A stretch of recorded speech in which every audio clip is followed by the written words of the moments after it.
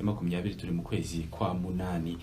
Windhoek muri Namibia, Madame wa Perezida wa Repubulika Madame Jeannette Kagame araza gutanga ikiganiro mbwirwaruhame ku ruhare rw'ibiganiro hagati y'abagize imiryango mu bihugu byahozemo amakimbirane mu rwego rwo kubaka ibyo bihugu.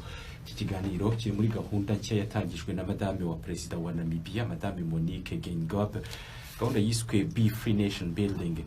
Ni gahunda yo gushishikariza ndetse no gufasha urubyiruko kuganira ku bibazo birubangamiye cyane urubyiruko rwo mu bihugu byabayemo amakimbirane. Ikiganiro cyo kuri uyu wa kabiri kirebera hitwa na Power Convention Center, kikaza gutangwa na Madame Jeannette Kagame, Bishop John Rucyahana, Dr Monique Nsanzabaganwa ndetse n'uwitwa Ida Hoffman w'umudepite mu nteko ishinga amategeko ya Namibia, ndetse na Madame Kambenda Veyi n'abandi baza kwitabira iki kiganiro.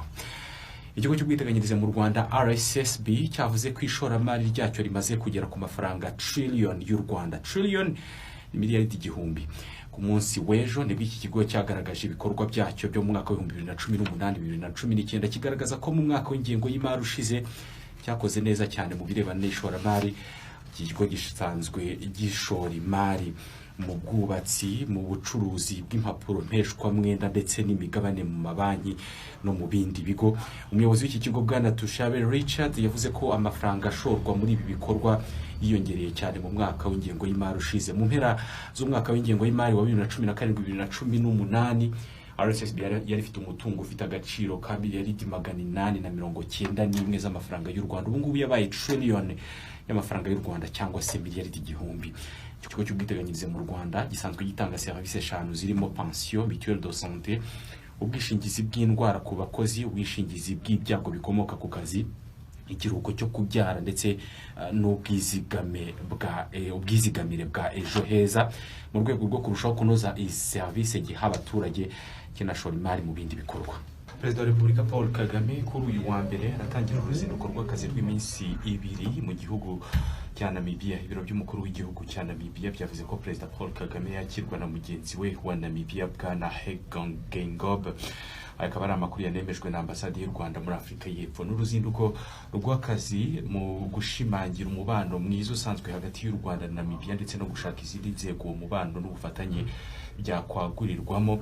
Umunyamabanga wa leta muri Minisiteri y'Ububanyi n'Amahanga Ambassadeur Olivier Nduhungirehe nawe abinyujije ku rubuga rwa Twitter ku munsi w'ejo yavuze ko yamaze kugera mu mujyi wa Windhoek, no mu murwa mukuru wa Namibia, hategerejwe uruzinduko rw'umukuru w'igihugu kuri uyu wa mbere ku itariki ya 19. Ambassadeur Nduhungirehe yavuze ko uruzinduko rwa Perezida Paul Kagame muri Namibia rwerekana umubano ukomeye uri hagati y'u Rwanda n'ibihugu bigize umuryango w'ubukungu uhuza ibihugu byo mu majyepfo ya Afurika SADC. Ibi bibaye nyuma yaho guhera mu mwaka ushize umukuru w'igihugu Paul Kagame yanasuye ibihugu birimo Zambia, Mozambique, Afurika y'Epfo, Botswana, Angola, Madagascar ndetse na Zimbabwe. Perezida Kagame agiye muri Namibia nyuma yaho ku itariki ya 4 y'ukwezi kwa 7 muri uyu mwaka. Perezida Geingob nawe yari mu Rwanda aho yari yaje kwifatanya n'abanyarwanda kwizihiza imyaka 25 ishize u Rwanda rwibohoye. Hari ikigo mpuzamahanga gitanga serivisi z'ubukerarugendo cyavuze ko muri iyi myaka ya vuba abanyamerika baza mu bukerarugendo mu Rwanda biyongereyeho 14%.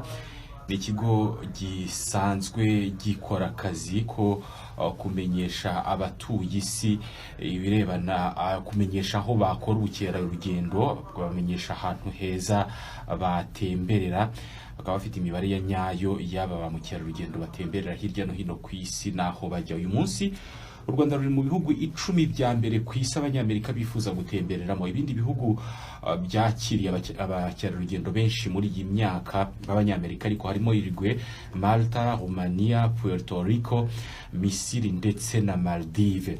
Raporo y'iki kigo iravuga ko ba mukerarugendo b'abanyamerika benshi bifuza gusura ahantu hashya aho bizeye umutekano kandi